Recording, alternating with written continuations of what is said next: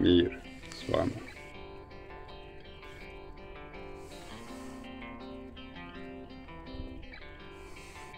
I dalje se mreže na izgled bezobzirno kidaju. Gomila crijeva štrči iz zemlje u vazduh ili su rasuta pored puta i po livadi. Sumnjam da iko može razaznati koja su crijeva od gradskog vodovoda ili od šumskog ili od vrbe ili od telefonskih kablova.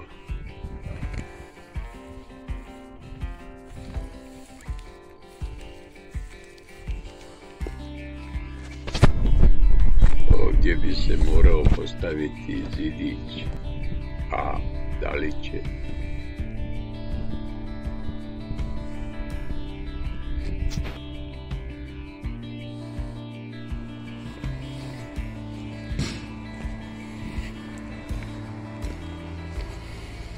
Poslije 6 dana od prekida kabla, Tikom je ponovo to sastavio i opet konačno imamo internet.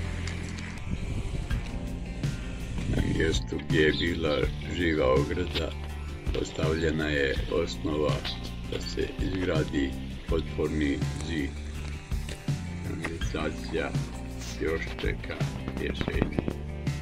Ulaz prekinute cijevi zaštićen je ovom vrećom. Jedino kablovi električne struje nisu pokidani. Razumljivo, tu se dobrano pazi.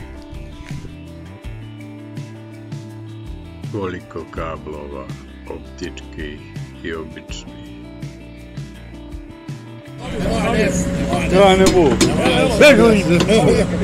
Sreća zbog uspostavljene internetske veze nije dugo trajala. Poslije 2-3 dana vrc. Kabel nije samo prekinut, nego iščupan iz zemlje.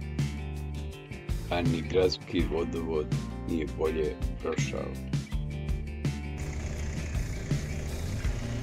Ovdje je, mislim, prekinut optički kabel koji je srećom za korisnike brzo popravljen. Zašto li su one tamo? Postavlja se cijev za atmosfersku kanalizaciju, bit će i šahte postavljene, pa se pitam zar je moguće da su previdjeli da postave cijevi za vodovod i za telefonske, optičke i elektrokablove. Jer je to namjerna opstrukcija da bi se ponovo kopalo i da bi neko dobio posao to uradi. U potpornom zidu će biti otvor za cijev od kanalizacije.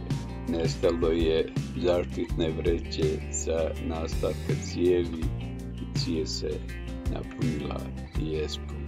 Ne znam je li opravdana moja zebnja da će u cijevi ostati zemlja, pijesak i neki kamen, što bi moglo izazvati zapušenje kanalizacije. Saobraćajna veza sa Masnikom nakon kraćeg prekida ponovo je uspostavljena.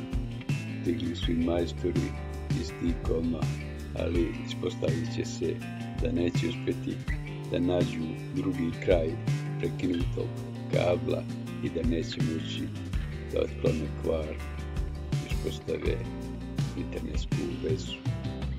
I eto, tako muke se nastavljaju. Mir i ljubav.